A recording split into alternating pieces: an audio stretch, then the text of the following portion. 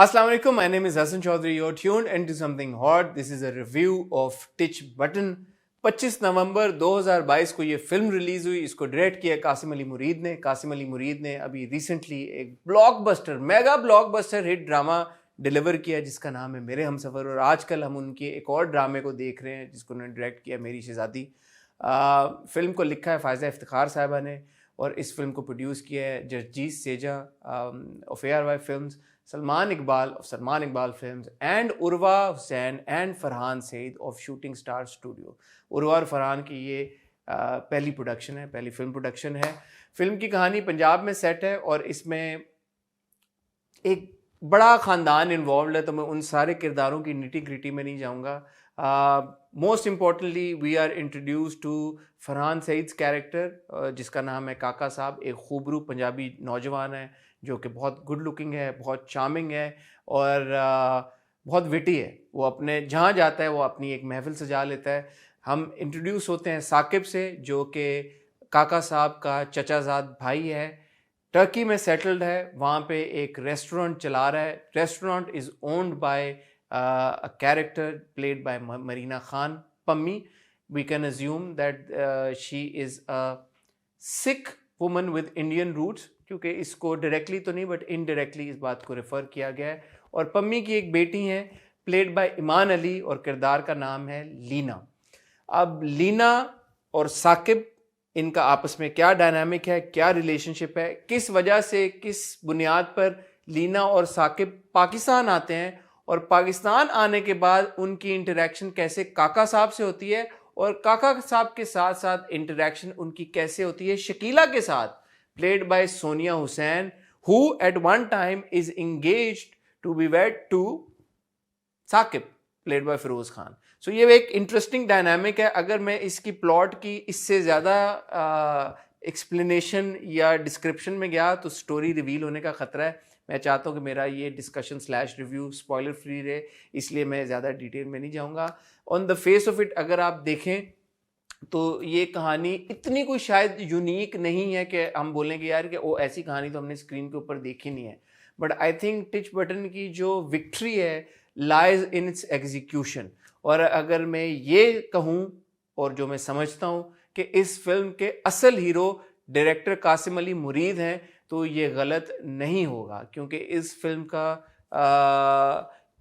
के जो नैरेटिव है और क्योंकि उसमें बहुत ज़्यादा जैसे आप कह लें कि ट्विस्ट हैं, किरदारों के आपस में ओवरलैपिंग किस्म के इमोशंस हैं, उनके एक्शंस किस तरह पूरे ख़ानदान को इम्पैक्ट करते हैं, वो एक बहुत नुआंस्ड और बड़े अच्छे तरीके के साथ उसको कासिम ने हैंडल किया है, जिसका of course credit Faiza Iftikhar साहिबा को भी जाता है, क्योंकि एज अ राइटर उन्होंने जो किरदार लिखे हैं वो शुरू से एंड तक आपका इंटरेस्ट उनमें बरकरार रखते हैं. एज अ व्यूअर आपको ऐसा नहीं महसूस होता कि किसी एक किरदार से आप बोर हो गए. तो ये डेफिनेटली राइटर और डायरेक्टर की एक बड़ी जीत है. फिल्म में फरहान सईद ने, मैं समझता हूँ कि बहुत ही ज़बरदस्त परफॉर्मेंस का मुजाहरा किया है. And this film could not have come at a better time for Farhan than the time that it has come to, because Farhan has recently come out of the mega success of मेरे हमसफ़र. उनकी already एक बड़ी strong fan following है all over the world, specially in India. इस film के बाद उनकी वो फ़ैन फॉलोइंग मज़ीद 10 folds बल्कि मैनी folds इंक्रीज़ कर जाएगी, क्योंकि as far as his acting is concerned, as far as his comic timing is concerned, as far as his fight sequences are concerned, as far as his singing is concerned, as far as his performance in those songs is concerned, Farhan has done an absolutely amazing job. His fans will not be disappointed. Farhan के साथ साथ सोनिया का बड़ा एक important और बड़ा एक मीठी किरदार है. सोनिया ने भी अपने किरदार के साथ कंप्लीट जस्टिस किया और उनकी अदाकारी भी बहुत ज़बरदस्त है. मैं हमेशा ये कहता हूँ कि सोनिया जिस किरदार को टेक ऑन करती हैं उसमें कम्प्लीटली ढल जाती हैं. And Shakila, her character in the film is not different. Iman Ali का किरदार बहुत ज़बरदस्त और बहुत इम्पैक्टफुल है.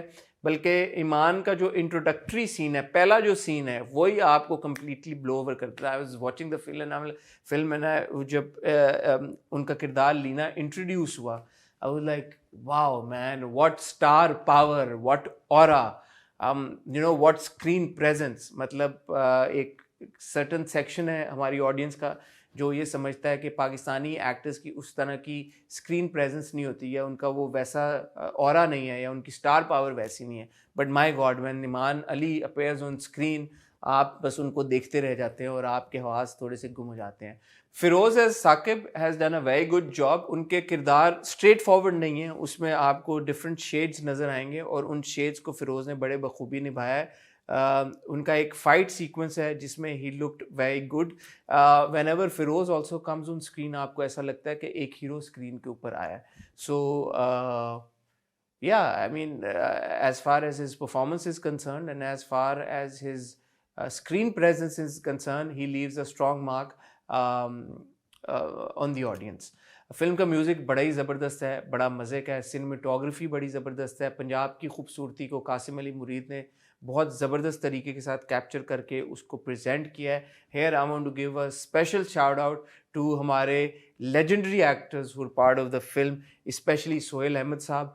सोहेल अहमद साहब इस फिल्म में जब टिच बटन का ट्रेलर लॉन्च हुआ था, I was there and Farhan ने एक बात की थी कि इस फिल्म में सोहेल अहमद साहब आपको व्यूवर्स को ना सिर्फ हंसाएंगे बल्कि रुलाएंगे भी.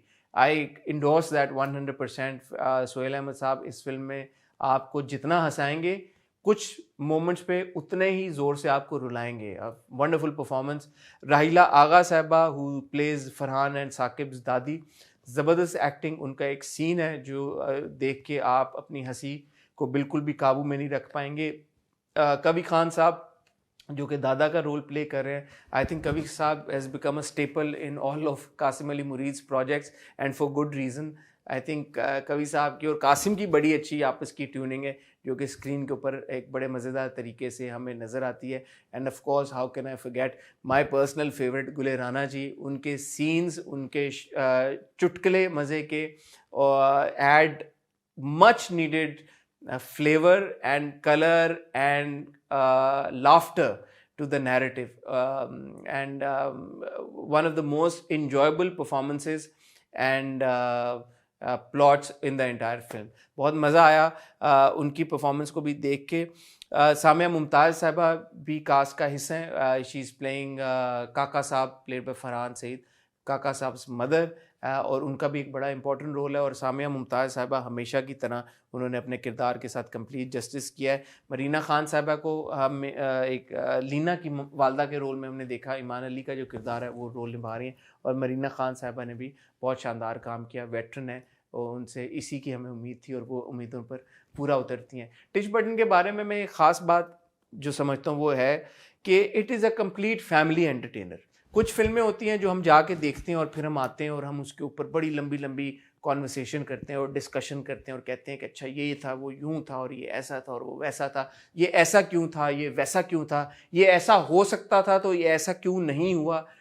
Teach Button on the other hand is a feel good film. आप सिनेमा जाते हैं, आप जब फिल्म शुरू होती है उसको इंजॉय करना शुरू करते हैं और एंड तक इंजॉय करते हैं और घर आ जाते हैं और सुकून का सांस लेते हैं आप. और कुछ फिल्में वाकई में ऐसी होनी भी चाहिए कि जो कि सिर्फ और सिर्फ आपको एंटरटेन करें, ना कि आपको एक कॉन्वर्सेशन या डिस्कशन या क्रिटिक में उलझा दें.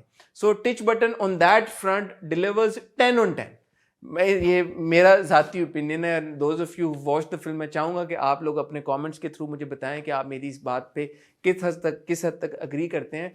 बिकॉज कॉमेडी हो, रोमांस हो, अच्छे गाने हो, डांस हो, फन मोमेंट्स हो, वो सब कुछ इस फिल्म में है. फाइट सीक्वेंसेस भी हों, मतलब एक फिल्म में आपको क्या चाहिए होता है, एक्शन, कॉमेडी, रोमांस, वो सारा कुछ है इस फिल्म में.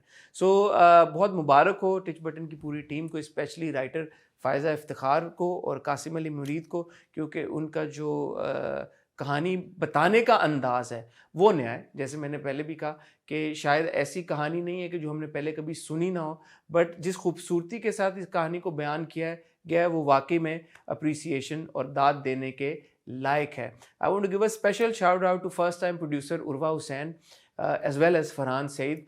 फिल्म प्रोड्यूस करना आसान कतन नहीं है, और स्पेशली हमारे मुल्क में जहाँ पे फिल्म मेकर्स के ऊपर इतने ज़्यादा प्रेशर्स होते हैं और इतने ज़्यादा चैलेंजेस उनको फेस करने पड़ते हैं, वहाँ पे अपनी पहली फिल्म को एक बड़े स्केल पे डिलीवर करना, इतने सारे एक्टर्स को साथ लेके चलना, इतनी बड़ी टीम को साथ में लेके चलना, इतने सारे सीनियर एक्टर्स को साथ में लेके चलना, I am sure must have been a challenge.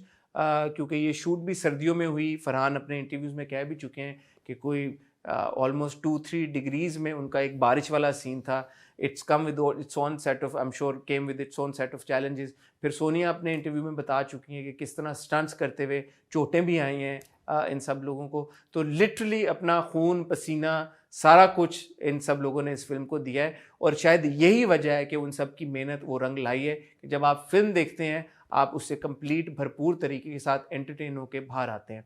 Film के साथ अगर जो मसले हैं अगर उनकी बात की जाए तो कोई बड़ा मसला एज सच नहीं है।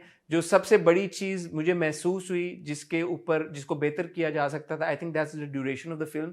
हालांकि फिल्म 2 घंटा 25 मिनट की है, ऐसा नहीं है कि कोई 3 घंटे की फिल्म है, लेकिन फिर भी मुझे ऐसा लगता है कि पॉइंट ए से पॉइंट बी पहुंचने के लिए हम यूं काफ़ी गए हैं। हम अगर स्ट्रेट तरीके से पहुंचते तो शायद फिल्म में से 15-1 मिनट चेक किए जा सकते थे। बट देन अगेन ऐसा नहीं है कि वो जो 15-20 मिनट ज़ायद है फिल्म में वो आपको बोर कर देते हैं, या आपको ऐसा लगता है कि यार मतलब टाइम क्या हो गया, मुझे घर जाना है। हाँ, थोड़ा सा आपको महसूस होता है यार कि हाँ ये थोड़े क्रिस्प तरीके के साथ ये जल्दी भी ख़त्म हो सकता था। बट नॉट टू से कि वो सीन्स वो सीक्वेंसेस एंटरटेनिंग नहीं है या इंगेजिंग नहीं है। यहाँ पे एक बात आई थिंक ये भी मद्देनज़र रखने वाली है, and this is something that all of our film makers should now I think bear in mind कि ज़रूरी नहीं है कि एक ही फिल्म में हम सब कुछ कर लें। लाइक फाइट सीक्वेंसेस भी, मल्टीपल फाइट सीक्वेंसेस भी, गाने भी, ये भी वो भी सारा कुछ। और उसकी एक वजह समझ भी आती है क्योंकि हमारे फिल्म मेकर्स को वो मौके नहीं मिलते, वो चांसेस नहीं मिलते कि वो अपना टैलेंट दिखा सकें। सो जब उनको फाइनली एक प्लेटफॉर्म मिलता है, मौका मिलता है, तो वो भी चाहते हैं कि वो सब कुछ दिखा दें। I understand that, but I think the filmmakers should have that confidence, especially after his first film. Qasim Ali Mureed should definitely have that confidence कि आगे चलते हुए वो बहुत सारी फिल्में बनाएंगे इंशाल्लाह, तो वो अच्छी बनाएंगे क्योंकि उनमें डेफिनेटली टैलेंट है। और जितने ही बड़े हीरो फरहान हैं इस फिल्म के, या जितने ही बड़े हीरो फिरोज़ हैं इस फिल्म में, उतने ही उसका हिस्सा और उतने ही बड़े हीरो इस फिल्म के कासिम अली मुरीद भी हैं। बहुत सारे ऐसे इंस्टेंसेस हैं जहाँ पे मैं फिल्म देख रहा था और मैं कासिम की टेक्निकल एक्सपर्टीज़ को अप्रिशिएट किए बगैर नहीं रह सका। स्पेशली एक गाना जो कि बड़ा मशहूर गाना है, मैं नहीं बोल दी, उसको जिस तरह से एग्जीक्यूट किया गया और कासिम ने जिस तरह से उसको डायरेक्ट किया और प्रेजेंट किया है, दैट्स क्वाइट इंटरेस्टिंग। जब आप फिल्म देखेंगे तो आपको अंदाज़ा होगा कि मैं क्या बात कर रहा हूँ, और जिन्होंने देखी होगी शायद वो इस मेरे पॉइंट से रिलेट कर सकें। एक और बात मैं यहाँ पे कहना चाहूँगा कि फिल्म की प्रमोशंस के थ्रू जो कंट्रोवर्सीज इससे रिलेटेड थी, स्पेशली एक बहुत लोगों की तरफ से भी सवाल उठ रहा था कि सोनिया और फिरोज़ ने इस फिल्म को उस एतबार से ओन नहीं किया जैसा कि शायद उनको करना चाहिए था। फिल्म देखने के बाद मुझे वाकई में इसकी वजह समझ में नहीं आई, क्योंकि जहाँ तक सोनिया और फिरोज़ के किरदारों का ताल्लुक है, वो लोग बहुत सेंट्रल हैं to the entire plot and the narrative. उनके किरदार उतने ही इम्पॉर्टेंट हैं जितना फरहान का किरदार है या जितना ईमान का किरदार है। बल्कि मुझे ये तक पता चला है एंड कि फिरोज़ का एक गाना था फिल्म में जो कि शूट नहीं हो सका because Firoz was not available. So I don't understand कि इस फिल्म को ओन ना करने की क्या वजह हो सकती है। Even though during the latter half of the promotions हमें सोनिया नज़र आई उस फिल्म को प्रमोट करते हुए, लेकिन क्या ही अच्छा होता कि इस फिल्म से एसोसिएटेड जितने एक्टर्स हैं वो इस फिल्म को ओन करते, उसको आई थिंक उस फिल्म को वो इज्जत देते, वो रिस्पेक्ट देते कि वो उनकी फिल्म है। क्योंकि जब आप फिल्म देख के निकलते हैं आपको ये महसूस कतन नहीं होता कि इसमें किसी एक अदाकार के साथ या आर्टिस्ट के साथ ज्यादती हुई है। सो आई थिंक आर्टिस्ट का भी ये फ़र्ज़ होना चाहिए फिर कि वो भी अपने फिल्म के साथ या प्रोडक्ट के साथ ज्यादती ना करें। जैसे मैंने कहा कि चारों लीड परफॉर्मेंस फिरोज़, फरहान, ईमान और सोनिया ने बहुत ज़बरदस्त काम किया, और ये उन सब के सीवीज़ के ऊपर एक स्टार की तरह है, एक गोल्डन स्टार की तरह है। इससे उन सबको फ़ायदा ही होगा, नुकसान कोई नहीं होगा। अगर आप लोगों ने टिच बटन देख लिए तो कमेंट सेक्शन में ज़रूर शेयर कीजिएगा आपको ये फ़िल्म कैसी लगी, आपने इन्जॉय की या नहीं की। अगर मैं इसको सम अप करना चाहूँ अपने पूरी डिस्कशन स्लैश रिव्यू को, तो इस बात से करूँगा कि हमारे मुल्क में बहुत कम ऐसी फ़िल्में बनती हैं जो खुद से अपने प्लॉट या नैरेटिव की वजह से कंट्रोवर्सी क्रिएट ना करें। ये एक ऐसी फ़िल्म है जिसको आप अपनी फैमिली के साथ जाके देख सकते हैं, एन्जॉय करके घर आके आराम से चैन की नींद सो सकते हैं। So there is no reason for you to not go watch it. It's one of those film जो कि टिपिकली हम देखते हैं कि ईद के ऊपर रिलीज़ होती हैं, जैसे ईद फिल्म जिनको कहा जाता है, जिसमें बहुत ज़्यादा हंसी मजाक हल्ला गुल्ला होता है, जिसको देख के आप एंटरटेन होते हैं और आप खुश खुश घर वापस आते हैं। सो अगर आपने देख लिया तो मुझे बताएं आप मेरी बातों से एग्री करते हैं या नहीं करते। और अगर आपने नहीं देखी तो मैं आपको इनकरेज करूँगा कि जाएं, ये फिल्म ज़रूर देखें। आपको ऐसा नहीं महसूस होगा कि जितने पैसे आपने फ़िल्म देखने पे खर्च किए, या फ़िल्म देखते हुए जो आपने पॉपकॉर्न ख़रीदे या ड्रिंक ख़रीदी या और चीज़ें ख़रीदी उस पे खर्च किए, वो पैसे आपके वेस्ट हुए। और जब देख लें तो प्लीज़ अपना फ़ीडबैक हमारे साथ ज़रूर शेयर कीजिएगा। मुझे अब इजाज़त दीजिए, अपना ख्याल रखिए, दुआ में याद रखिएगा। बहुत जल्द आपसे मुलाकात होगी किसी और वीडियो के साथ। तब तक के लिए खुदा हाफ़िज़।